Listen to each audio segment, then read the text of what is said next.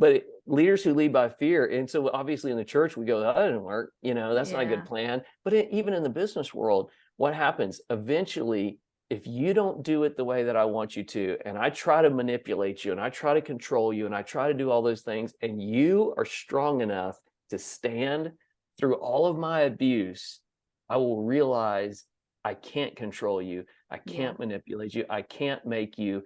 You're not going to follow my leadership. You know what? Well, then I can't have you here. I have to get rid of you because now you're a threat to me.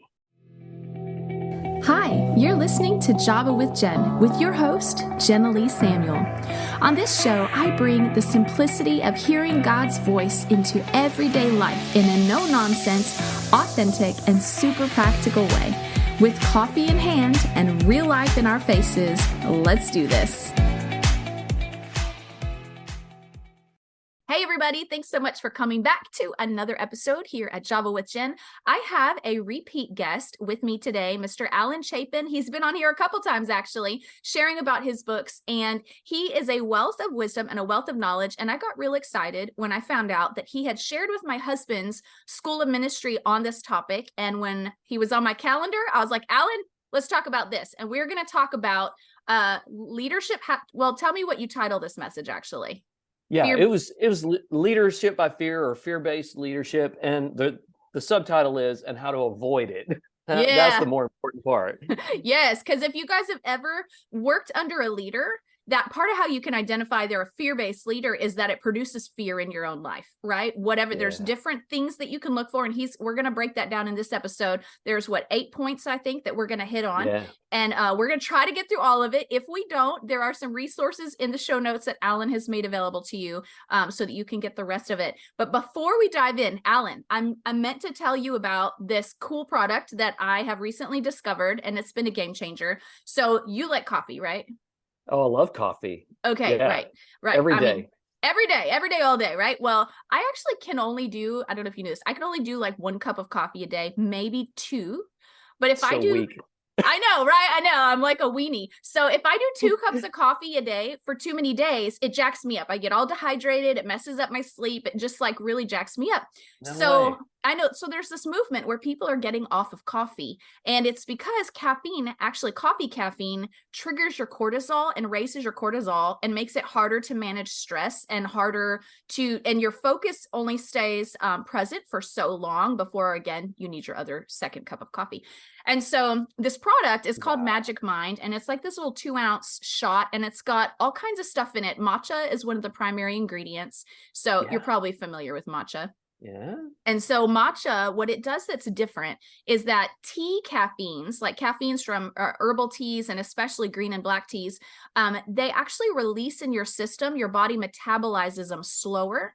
And so it's like a steady, more long-term stream of energy and focus. And so not only did they put matcha in it, which also boosts your metabolism, by the way, they put all kinds of adaptogens and nootropics in it. And so it feeds your brain, and it enables you to process stress with a total calm chill.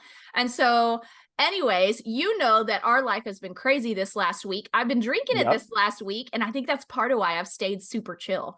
And so I know it's been so great. Wow. So anyways, go ahead. I was going to say too, and I'm kind of in this, regaining some of my health and losing weight. But I remember when you said cortisol, I was like, wait a minute, cortisol affects my weight, and it also helps with that, and helps with my metabolism and everything.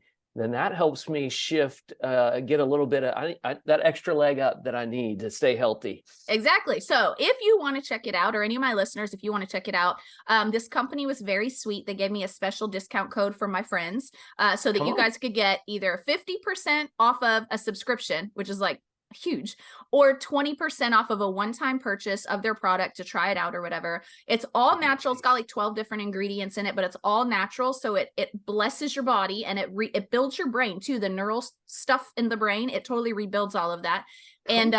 And so you could go to magicmind.com/Java with Jen and use my code JWJ20. And all of that is in the show notes. So if you're interested, pop in there and go check it out. But anyways, I had to tell you about it because it's just super amazing. Let's get it.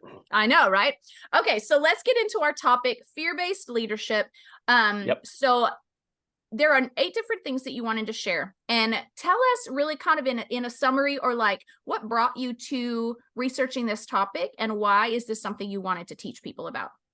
Yeah, so I'll go one scripture and one story, and I'll try to do them quick enough so that we have time to get this in.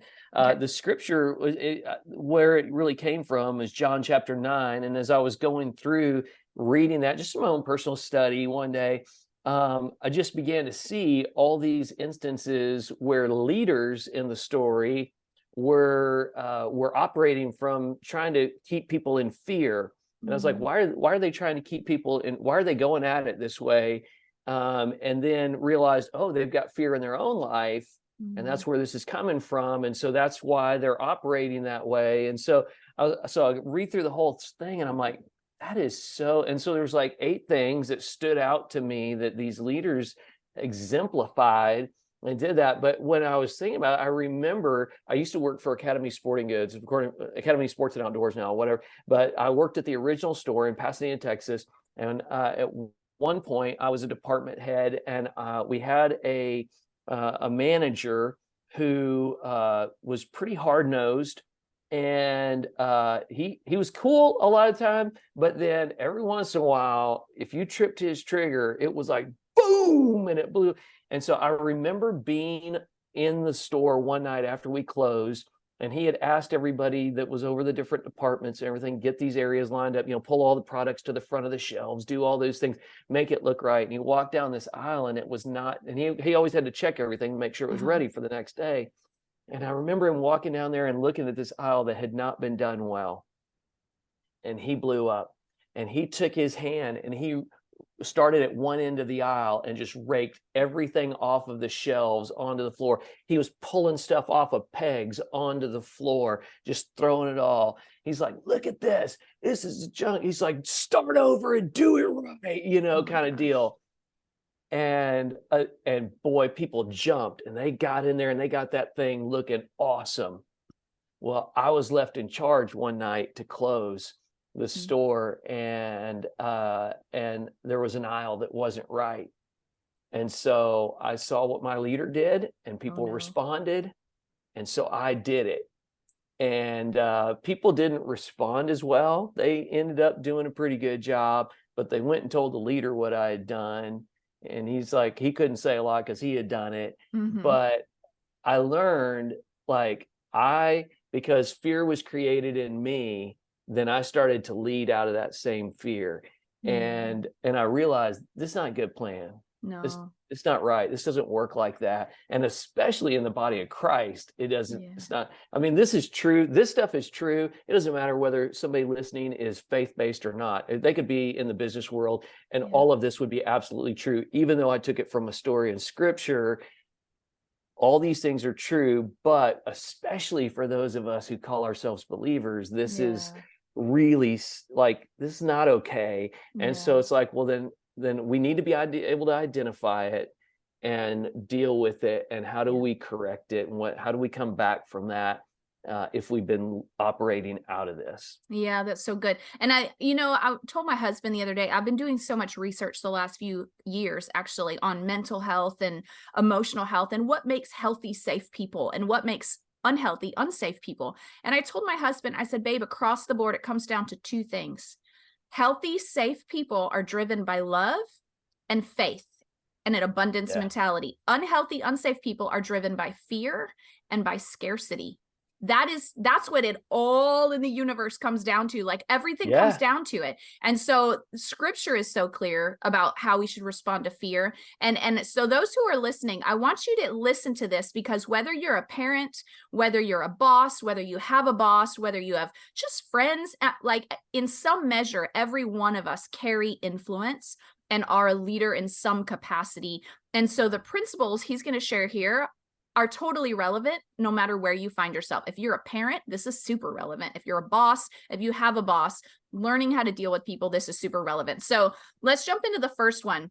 It says leadership by fear. If they're a fear-based leader, they must have everything blank to the leader for either their approval or their disapproval. Fill that in for us. Yeah. Everything's submitted to the leader for their approval or disapproval. Gotta have their thumb in every pot. Nobody gets to make a decision that isn't run by the leader. Man, it's a funnel. Everything funnels back to the leader. You don't make a decision on your own. You bring that to me and I decision. You don't schedule anything on the calendar without running it by me. Wow. You don't ask anybody to do anything without making sure with me that it's okay that you ask them to do all that stuff. And in John chapter 9, we see, and the whole quick story is that Jesus heals a man who was born blind. He heals him, and the people in the town there report that to the religious leaders, and the religious leaders they're hunting Jesus, but they're trying to find reasons and ways to get to him. But instead of bringing him in, they bring this guy in that got healed. He didn't do anything, just got healed. Yeah. And they started interrogating him, go through all this, and then they bring his parents in, and and then finally when they're done with it, they're like, get out, like this is their whole thing is frustrated. But this whole deal deals around fear. And for them, those people, it says that the people in the community thought, we better take this to the leaders that this happened, because what they had created among people was this sense of, you never let anything happen without bringing it to us. And man, that just narrows everything down so much. Now people are afraid to do anything on their own, instead of being released in leadership and leadership expanding and more being accomplished. Just like you were talking about, God's about more and greater, and let's expand and let's, exponentially. His kingdom is about that. And instead, when everything has to run through one leader, everything bottlenecks. Yeah. And you can't get anything done. And then everybody's afraid to even make any decision. Should we put the toilet paper over or under? Could somebody just put the toilet paper out there so people have it? Whatever, Right. But if it's all got to run through you, and you're going to blow up if people didn't, come and tell you, and let you in on that, then man, you got a problem. And honestly, when you're under a leader that acts like that, it'll probably feel oftentimes like control and micromanaging, right? Absolutely. That's what that kind of produces. Yeah, for sure. They gotta, they'll say, would you do this? And there's an illustration of somebody one time that a minister that they had said, they asked somebody in church, would you take care of this? Is like painting something or whatever. Would you take care of that? And so they come back and they're like, hey, so I picked out these colors and we're going to do this and this. And they're like, no, scrap all that. I want it to be this and this and this and this. I went, well, either you could have said that at the beginning and just said, hey, I'd like it to be this and this. Could you go take care of it? Or praise God, somebody was taking care of it, and you just let it go and go, awesome. I didn't have to do it. Exactly. Right. Okay. So leadership by fear leadership by fear must have everything submitted to the leader for their approval or disapproval. Okay. That's the first one. Right. Second one, leadership by fear looks for blank, like the leader's own. What is that? Opinions like the leader's own. So this is, leaders who are leading out of fear, they're worried that things are going to get away from them. And so they try to surround themselves with people who are yes people, yes men, yes women. They're looking for those people who will validate them and their opinions and their ways. And if you don't, you're an outlier and I don't pick you and you're not going to be on the team and all those things. I only create that. And then so we're always campaigning we're always working trying to get somebody that's going to see it the way I see it. And so that's what these spiritual leaders did. They were like, okay, you need to comply with our opinion about this. This is what happened, isn't it? And so they're trying to get this guy to say, isn't this what happened? Isn't this what happened? Be a yes man. Be a person who goes along and does what we say you should do. And the guy's going, I don't know what to tell you. All I know is I was blind and now I can see. Yeah. And they're going, yeah, but wasn't it like this? And they try to get you to be on their side of things. And it's always from a fear-based leader, because they're afraid if there's other opinions, I might not get my way. I might not. And these fears are there for a reason. I mean, they've had things that have happened in their life. Those fears are in their own lives for a reason, and they're operating that way. But they're afraid of other opinions. They're afraid of that. what if it gets away? What if I'm not viewed as the leader anymore? Mm, And somebody else is viewed as the leader. And that's just not healthy. yeah. And so I love, like with our board here at the church, they all have strong opinions that they are more than willing to share, because we've tried to create a safe place for them to Mm, do that. And I've told them, tell me if I'm missing something, like share yeah. that, so I don't make a bad decision. I want to make the Yeah. best decision, and the best decision is an educated decision with all the perspectives that we can possibly get. Do that. But somebody who's leading out of fear is not going to see that. They're going to Mhm. go, no, no, no. Everybody just needs to look at it the same way and go along with me. Right, right. Mhm. And yeah, and that does produce again like a climate of control and lack of freedom, lack of space. In fact, I have a friend who's a therapist, and she said that when we engage in conversation with people who challenge our perspective and have opposing viewpoints, it actually helps your brain develop. Like it actually helps Nice. because it creates new neural pathways in your brain. So it actually develops your intelligence. It develops your empathy and the ability to see things from another perspective. It's really important for our sense of healthy humanity to engage intentionally with other perspectives. And so Yeah, that's absolutely. that's Absolutely. awesome. Okay, so that was leadership by fear looks for others' opinions to be the same as their own. Yeah. Okay, number 3, leadership by fear controls the blank, making the facts conform to their opinion. What is that? Control the narrative. And if you Mm. follow politics in any way, you Yeah. understand we call it spin, right? In politics, we call it, how am I going to spin this Yeah. to look like? So in the John chapter 9 thing, they're saying Jesus heals a man who's been born blind. And so they want to bring his parents in and say this guy wasn't really blind. He wasn't blind from birth, Mm. like everybody's saying. Really, it's just a guy who, he couldn't see things far off. Things were just Mm. kind of blurry. I mean, they're trying to reshape the narrative to say it wasn't a miracle, right? Mm. They want the guy, they want his parents, they want everybody to kind of conform to their narrative of this is really what happened. What really, and whenever you hear people start using that terminology, well, what really happened, what really uh always take that with a grain of salt, Yeah. because there could be some narrative shaping that's going on, and they want to conform the facts to that. It says they still refuse to believe the man had been born blind and could now see. Like Mm. that's just not their narrative. It's not Yeah. going to be that way. So now they got to figure out, how do I spin this Mm. to be that? And I've told people before, I'm like, man, I've served in roles where I had to put out fires, and relationally, with people in ministry and things like that. And so what's the best way to couch this conversation, Yeah. Yeah. and then but wrestle within myself to say, hey, don't spin this. It is what it is. Mhm.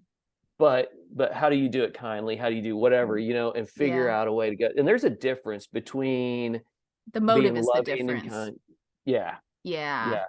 So Go anyway, ahead. I'm but sorry. Finish your sentence. I feel like I I was interrupted just you. gonna say, they want to control that narrative. There's a difference when you want to spin it and say, but so what you're really trying to say is this, right? Right. Yeah. Instead of, hey, what really happened, and let's get the facts. Mhm. The facts don't matter to folks who are leading from fear. Yeah. The message, get my message out the way I Yeah. want it to get out. And that's why I say politics is great, because you can get some mud slung at one politician and they Yeah. say, well, yeah, I mean, yeah, I know they said that happened years ago in my life. And yes, but you have Yeah. to understand the context and this and this and this, and what really happened was, and Yeah. and why that's important is, and we all look at that and we go, come on, man. Like, we know what you're doing. We Uh-huh. get it. It's true. And that happens when you see a fear-based leader doing that Mm. stuff. It's obvious, and you kind of go, that's disingenuous. Mhm. I'm not buying it. I'm And not buying it. I think that's one of the filters, because Jesus does tell us, he's like, speak the truth in love. So Right. there is a filter that we have to apply that is godly. But I think what becomes ungodly and falls into the area what you're talking about is when our filter changes the truth. and our filter becomes deceptive. Because, you know, even with my kids, with some of the stuff that we've gone through recently, we've had to tell them like, hey, listen, if people ask you a bunch of questions, here's what you have the freedom to say. But we're like, don't get off into sharing all your thoughts, because then all these rumors will come from it, you know. And so we're trying to guard them and keep them and teach them how to use wisdom in what they say, but it's not changing the facts, you know. And so I feel like that's kind of the fine line between the two. Absolutely. And so that's good. Okay, so that was leadership by fear controls the narrative, making the facts conform to their opinion. Number 4 is leaders who lead by fear can't admit they are wrong. Wrong. Yeah, Okay. they can't admit they're wrong. I love Right. it. You remember Fonzie on the Happy Days? Are you old enough to remember? You ever watched any reruns? Thank you for calling me young. I appreciate that. Hey, see, you know what? But he, like Fonzie on Happy Days, would always, when he had to admit that, he would say, I was, you know, and they're like, just say it. I was, you know, he's like, he finally, you know, he spit it out, you know, and they're like, come here, give me a hug, you know, and they work it out or whatever. I was super blessed to have a dad who, in my life, who had the ability to admit that he was wrong and apologize. We disagreed plenty of times. We were so much alike that we drove each other nuts or whatever, or we just looked at life in different perspectives. And sometimes, and I remember my dad would not, this may not make sense to anybody listening nowadays. We were not allowed to go to a movie theater and watch movies growing up. That was just part of the religious thing. You know, we didn't do that. There's sinful things that they're shown in a movie theater or whatever. We're not going and we're not doing that. And if you're the rapture takes place, you're not going, you hit your head on the ceiling, all that stuff. Okay. And so, and it literally told me, anyway, I couldn't go see Bambi with the school when they went. Okay, so like that's the level of don't go to the movies. Yeah. And then after the boys were born and grew up, when I moved away, we made our own decisions, and we would only go to good movies, but we would go to the movie theater and watch them, right? And I'm still saved, believe it or not. So but one Christmas, my dad goes, "Hey, I got a surprise for y'all." I'm like, "What?" And he's like, "We're taking y'all to the movies." And I was like, what? Did you lose your Christianity, Dad? I was like, Dad, like how? And I was like, and I don't know if he was 70, I don't know. He was about 80, maybe. I don't know. He's in late 70s, early 80s. Anyway, and this was a few years before he passed away. And I was like, I can't do that to you. I can't make you. He goes, I said, why are you doing this? I don't understand. You've always said no. And so, because here I am, a grown adult, I'm going, I don't know how to rationalize this. And he goes, I was wrong. And he goes, there are some good things that you could go and watch, and I see that now.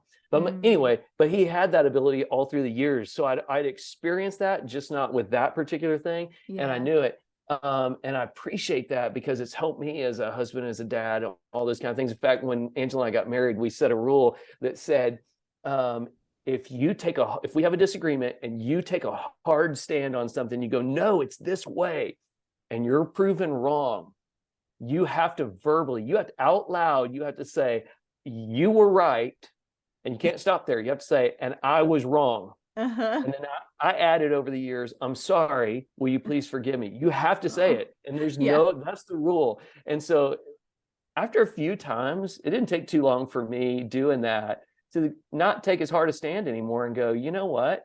I could be wrong. Yeah. I could be wrong about this. Yeah. And I don't want to have to be the guy that has to say I was wrong all the time. Yeah. I would rather say somebody else could have a right opinion. I could be wrong about this. Yeah.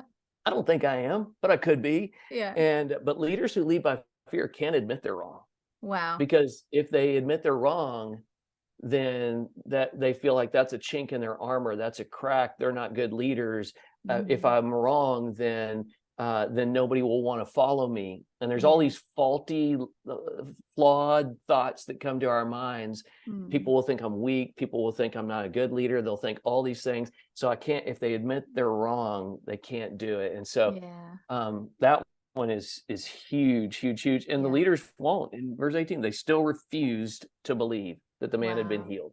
They Wow. can't That's admit they're crazy. wrong. That's crazy. That's a good insight. I appreciate that one. Okay. Number 5, leadership by fear manipulates people into following by control. Threat. Threat. Threat. Oh. Threat.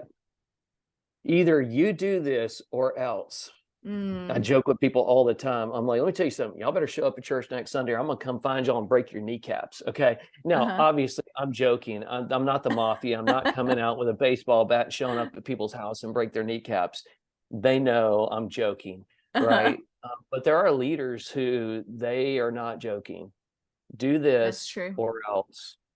Do Yeah. this or your job is over. Yeah. Do this or else you won't get the promotion. Do this Mm. or you either go my way, you either go along, you go along to get along. And, Mm.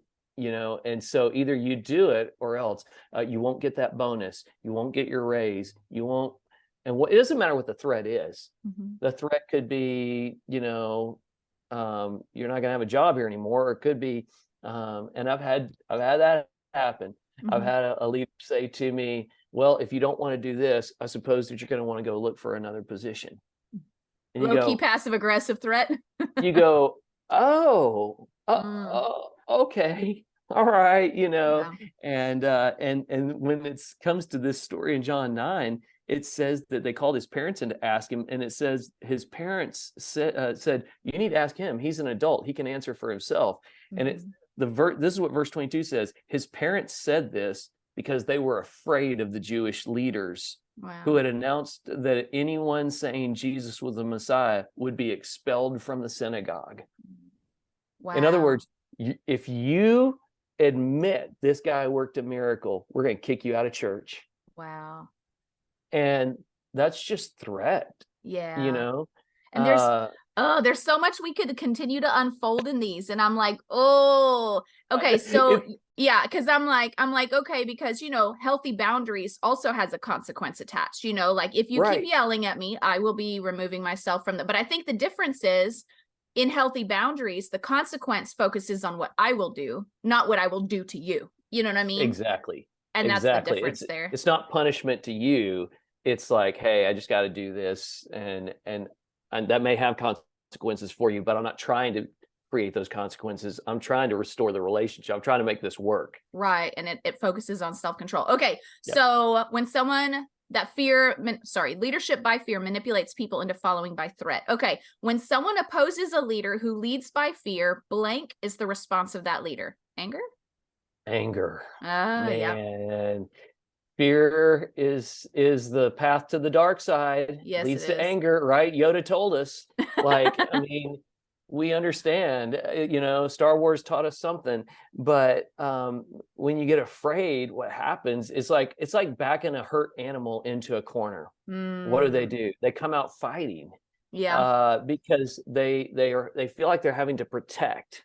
And that's what a fear-based leader is. They're always trying to protect. They're Mm, always going, I've got all this that I've got to keep, and really they've gotten hurt somewhere along the way, or they've gotten damaged yeah. along the way, or somebody did them wrong. Somebody raked everything off the shelves toward them.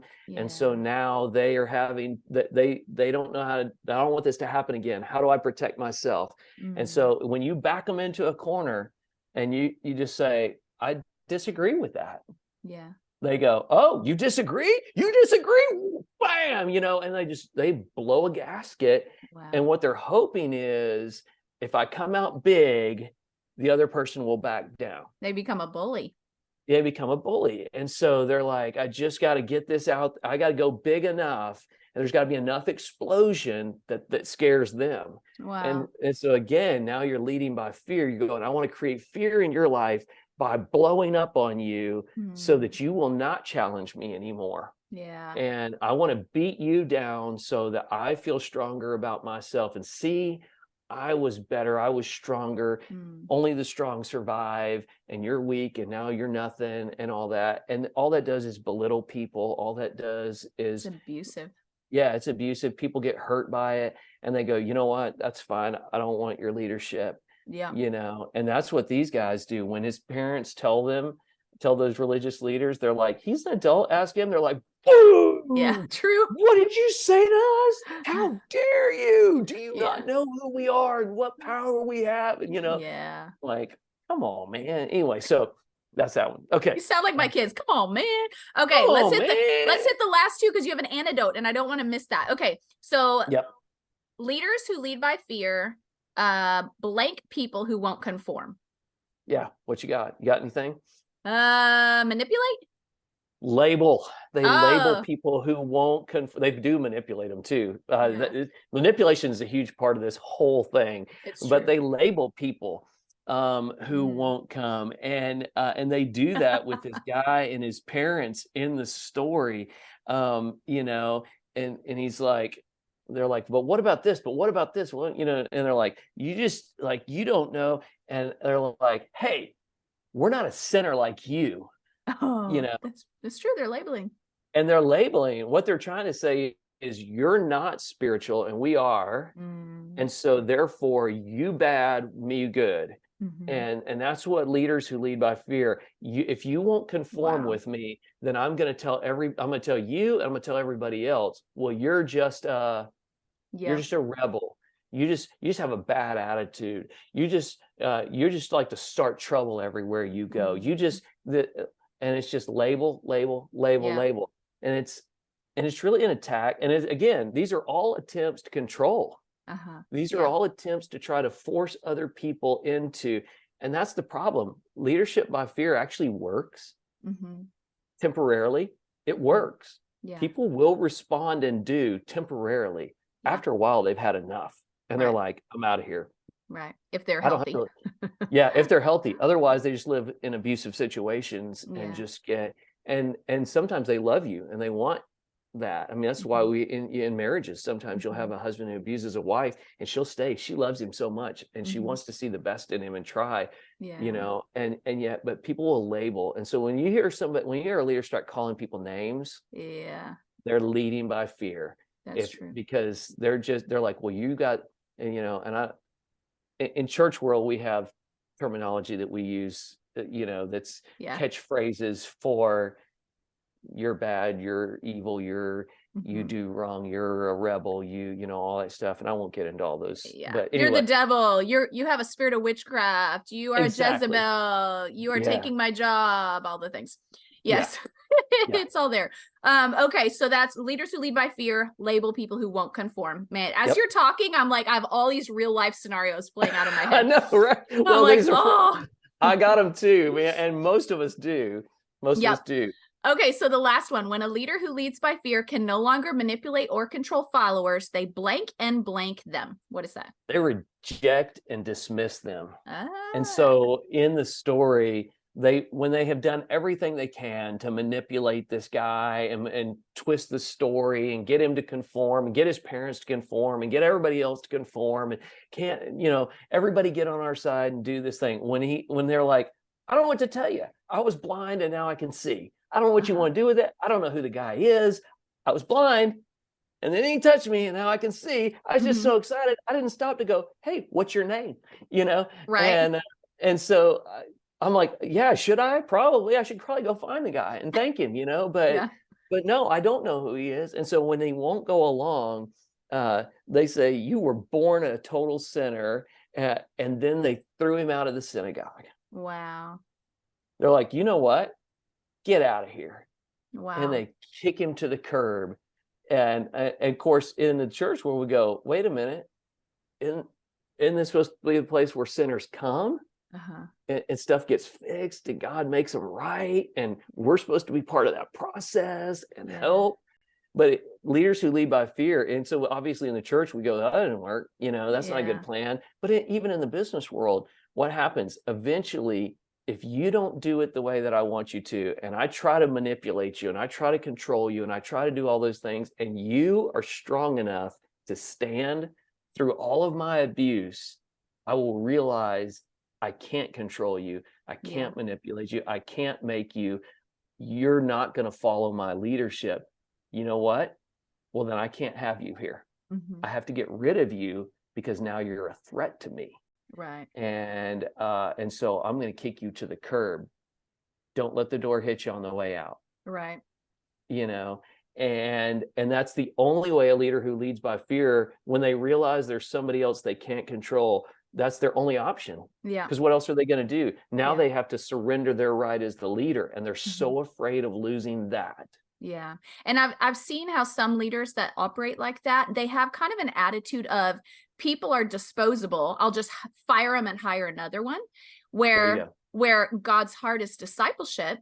And because God even does have boundaries that he lays out for us, Matthew 18 and other places where he's like, if someone's sinning against you, confront them, bring a witness. If they still won't repent, then put them out and have nothing to do with them. So there is a place for removal and breaking fellowship if the relationship is toxic and there's no potential for change. Right. But someone who operates in a spirit of fear, that's their go-to. They're like, I just don't want to deal with it, or just go, and you're dispensable. And so it really, again, it comes down to the spirit that it's done in and the attitude that it's done in. Yeah, for sure. And all of this leads to, I mean, when you look at all those, you go, man, this person is manipulative, they're controlling, they've got all this, and they have dealt with all this in their life. They've probably had people do that to them. And that's why they're so afraid. And it's the only model they see or know. It's the only one that the only way they know how to function. And yet the beauty is, the cure for all of this is the opposite. Yeah. And that is the cure, the antidote to avoid leading by fear, is to lead from a place of love. Yes. And the reason I say it's the opposite is because in 1 John 4:18, so John, same guy who told this story about what happened with Jesus and the blind man and the religious leaders, writes in a letter later, and he's lived longer than any of the other apostles. So this is on down the road. He's writing to other believers and going, hey, let me help coach you through a few things about following Jesus and what it means and what it looks like. And when it comes to the way that he says, in 1 John 4:18, God's perfect love casts out all fear. Yeah. Now we use that real generically and real generally, but what he's talking about is judgment. He's like, you don't have to be afraid of God, because God's perfect love for you, if you really know his love and his heart for you, then you'll know that love is going to remove the fear of judgment. You're not going to have to stand before him and worry about judgment, because you've already worked things out in love with him. Wow. And so the same is true. So he's really talking about judgment, and that's what fear-based leadership all has to do with, is this whole judgment element. And so we've got, the problem is we've got fear in our life. We've got to get it out as leaders and replace that with love, because whatever is in us when we're tipped over is what's going to spill out. Yeah. And so if I live out of fear, if I live a life out of fear, just like you were talking about scarcity and all those things, then I have no ability to operate out of anything. Whatever I got is what I'm going to lead out of. And so, but if I can get that out, deal with it, and then replace that, fill myself up with love. Yeah. And God's love, the love of others, healthy relationships, and all those things. Now, when I come to somebody, I can deal, really, you could flip every one of those and have a different response. When somebody leads out of love, it looks like this. When somebody leads out of love, it looks like this. When somebody leads out of love, it looks like this. And had those leaders responded in love with this guy instead of out of fear, how different would that story have been? Wow. And see, this is your next book. You write the book that talks about the leading out of fear, and then you have, here's what it looks like to lead out of love. There you go. Yes. You're welcome. Helping you reach your book goals. I only need more time to write. That's it. Know. Oh, that's so good. That's so good. Well, and you're right. Like, fear, the opposite of fear is love. And I know that whenever I'm in situations where, because all of us demonstrate this at some point, in some capacity, and we have to confront it in ourselves, right? Part of maturing and growing in the Lord is that we step away from fear and walk in love, right? And so I have found that times when I'm inclined towards anger or control or whatever, which is not common, but it's still, I'm human and it still happens, if I stop myself and think to myself, okay, how would I want to be treated if the roles were reversed? That is usually my magic sauce for finding a better response, and it pulls me out of fear and control and pulls me into compassion and empathy and I want what's good for them, which is a posture of love, and it helps me find a better response in that moment. And that's the Holy Spirit helping you. The fruit of the Spirit is love, Mhm. right? Love, joy, peace, patience. I mean, that's the first one in the list, right? Yeah, It's true. love. And when you say, how would I want to be treated if I was in their shoes? What you just did was love them. You Mm, cared enough about them to say, if I was in their shoes, I would want somebody to treat me like this. You yeah. stopped, and that's love, but it doesn't always come immediately for everybody. That's a Mhm. learned, I mean, it's a leadership skill. I mean, there's so much, talk about EQ, knowing your emotional quotient Yeah. nowadays, and leadership to know. And part of that, some of it, I look at it and go, yeah, if you just follow what Scripture says, it's so easy. It's right there. Oh my goodness. Okay, but yeah, to have that love and really care about the other person, and that's the deal. When a leader loves you. Yeah, it's true. When they're looking after your best interest. When they're looking after the best interest of everyone, and they can't give you what you want right now, but it's because they really care about everybody. You Yeah. go, I get it, and they're going to try to work that out with you.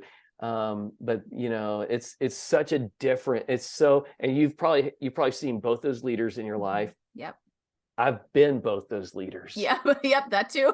That's the problem. I've been both of them, and I go,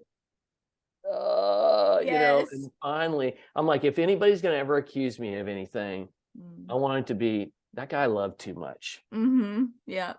He was too soft. Yeah. He was too kind. He thought too much about what other people needed and wanted and all that. I'm like, I'll take that. I don't want Yeah. to be these guys and them going, he's such a jerk. Like, Right. why can't he just for once admit he was wrong? Why can't he Yeah. just let somebody else be on the team? Why can't he, I'd rather them go, why can't that guy just bow up a little bit sometimes, Right, right, right. No, that's so good. Okay, so I'm gonna say all of these through again just as a recap. But Perfect. as you listeners are listening, think through which one of these maybe is more your Achilles heel, that you're like, ugh, I do that the most, and just take that and say, you know what, Lord, thank you that you give grace for us to become what we are not as though we were, and present it to the Lord and say, God, show me how to replace this pattern with love. Cause I'm reading through all these. I'm like, oh, my parenting can use a little more love. Um, Okay, so the first one, everything must be submitted to the leader for their approval. Leadership by fear looks for opinions like their own. Leadership by fear controls the narrative, making the facts conform to their opinion. Leaders who lead by fear cannot admit they're wrong. Leaders by fear manipulate people into following them by threats. When someone opposes a leader who leads by fear, anger is the response of that leader. Leaders who lead by fear label people who won't conform. And when a leader who leads by fear can no longer manipulate or control followers, they reject and dismiss them. But the antidote to all of this is leaning into love, leaning into the grace of God. He knows that we are weak and we are but dust. He knows. And that's the whole point of grace is Yeah. like, hey, you don't got what it takes, but I do. So let me come help you out. So lean into the Lord, lean into grace for this. But if you have a leader in your life who operates in these things, some of you guys may be having light bulb moments where you're like, whoa, I just realized I've been living in the matrix, and you just realize this is what I've been enduring. I want to encourage you.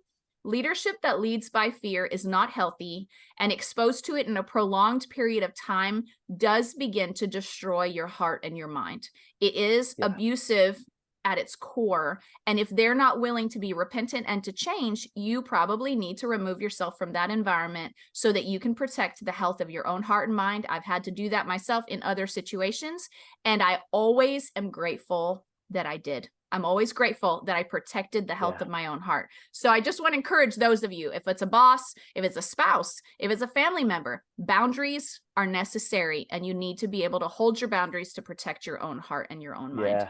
Yeah. Just speak release over that right now. I had somebody Yeah. speak that in my life one time. We were in an unhealthy situation like that with a leader who led by fear. Mm. And I remember them saying to me, you don't have kids, but if you did, and you knew that they were going to grow up in this environment, would you want them to stay there because they're going to become like that if they stay there? Right. They're going to pick all that up and do that. I'd say absolutely not. And this guy very kindly looked at me and said, Alan, you are somebody's child. Mm. And your parents would not want you to stay in this because they don't want you to grow up and be this. Mm-hmm. Yeah. Because I know you're an adult, but you get what I'm saying. Yeah. And I said, yes, sir. And it was the permission we needed in that moment to walk away from a scenario that it was unhealthy, but we didn't know how to get out of it. Yeah. And we just needed somebody to say, it's okay.